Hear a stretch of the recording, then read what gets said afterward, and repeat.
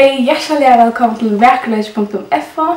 I dag så vill jag snacka om god. För är god och hur så är god? Jo, det vill jag snacka om här.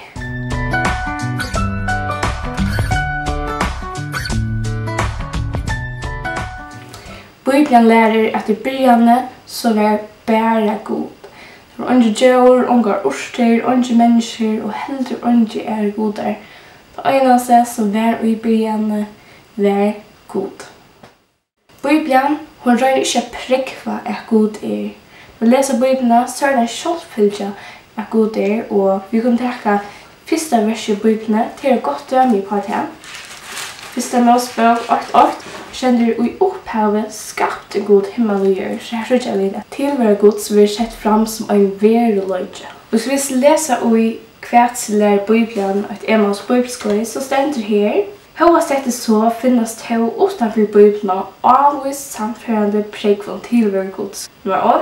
Människan har alltid tro på en högre värld och så vi suttja människan har en troan att trycka upp han som är högre och starkare än till själva. Nummer 2. Skaparen må ha skapare. Till det som till är inte vår till av sig själva. Det vill säga att det som är vår till, det som vi suttjar med och det suttjar det händer, vi suttjar naturerna, det kan inte vara kommet bort ur ångom. Nummer 3.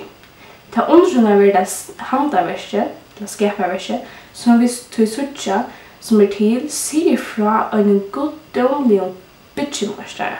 Nummer 4. Vet att människa är en huxande, simätter skapningar, må skapare människans vara en högre värld, heter självsa. Vi kan läsa i Psalm 8. Ta i suttje himmeltun, väsk fingeratuina, mamma stjärnorna och tu hever gjort. Kvärt ta människa att här kommer ta i ho. Vi läser i Psalm 8 hur så David undras av värld Guds. Bibeln lärer att Gud skapte allt det vi suttja och ösnet det som vi inte suttja. Gud, som är ante, han är en person. Och han har personliga egenskaper. Nummer 8. Kunnliga, så är god känslor. Och så har god vilja. Bibeln lärer i 1 Timoteus 2:5 att god är en god. Men samtidigt är god trutje personer. Fägeren, sonren och hela anden. Och det som vi kallar tro anden. Och för att skilja det sen bättre så där man mer väl huxa om runt. Vi har långt och det var brett och det var halt. Och det är en ond. Och hvis du inte är halt, men så det heter allt samma. Det samma är vi god till han ut 30 personer. Och tar är av hänger av en öra och det som långt, brett och halt. Vi läser Nick Moira om god Bibeln under imenskon növnon. Ta vi läser om alltså skaparen, det var han kallar Elohim, som är skaparen av hebraiskon. Här növnene som man också vill kalla den här El Roi, som ser, Jehova, Rättvise, Adam, Herre, El, God, El Shaddai, hin allvalde, ja, han är Jehova Roi, Herren hymel, till läser vi Psalm 3:28.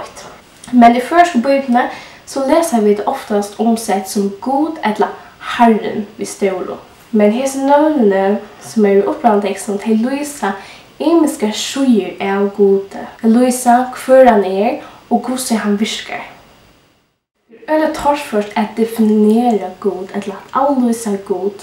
Och den bästa hatten av Luisa god är vi Luisa han all linte eller ej känner Guds. God han är hesa egenlegarna. Han är alla stämme. Det vill säga att God kan vara alla stämme samståndes.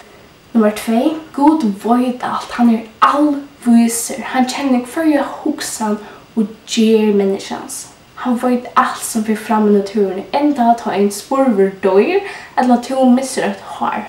God, han kan allt. Han är allmåttor. God kan allt och till allt som är honom omöjligt. God, han skapade universum och stjärnorna. Han skapade mäten vid äta och vattnet vid dräcka. Han kunde ha gjort blommorna svartar och kvitter, men han valde att göra det vid liten så vi kunde njuta där. Att jag god skapade allt, så øyer han alt. Og God, han skapte alt i begynnelsen, så skapte han alt fullkommet. Utan vi sier også fullkommet, så det ikke som mangler, og alt i orden, alt rigger som det skal. Det vil si at det var ikke rikt. Nummer 4. God avgjør. Han har unga början og unga ende, og det ikke lokne skilja. Nummer 5. God brøydes ikke. God, han utanfor tøy, han utanfor omstøver. Nummer 6. God høylaver. God, han fullkomlig gaur og røyner, og tøy tåler han ikke det som eurøyt eller synd. Og tøy må han holde seg erskildan fra synd. Og tøy må han straffa synd. Nummer 6. God rettviser. Alt som God gjør rett og godt og rettvist. God, han helder og oppfyller alle lyftene han gjør. Nummer 8. God kærlighet. Hos God hatar synd og tåler ikke synd, så elsker han synderen. Han elsker mennesker som han skapt. Og det så at han gjør den ut med, så vi leser om noe som heter, for Jesus var sender og gjør det til akkurat synd. Vi også sier, det er så fantastisk å ha en God som akkurat god. God, han avgjør, han brøydes ikke, han alltid hans samme. Men det en God som skapte oss, og han gledes om det. Herregud, han elsker oss, og han rettviser, og tog han døme synd, han dømer alltid rett og void alt. At han kan alt, så kan han også bjerga med og til ur okkar ringast nei. Og jeg kan holde seg til det god alle stedene, og han omgående lett borster, vi kan alltid vende oss til hans, han alltid bøyt her. God, han kjenner til 100%. Han vet hva du hukser det som du hukser, han vet hva du føler det som du føler, og han vet hva og skylder det, og just nu tar vi ikke skylder hva sjølve. Og jeg vil bare at dette video kan være til at rykke til hoksan av gode, at han nek større, nek mer fantastisk enn vi med at skilja. Så, ja. Ja, det var det for i det, og vi har en blogg som heter verkeløs.fa, og endelig vil vi ha vært her. Jeg er så forgøyda.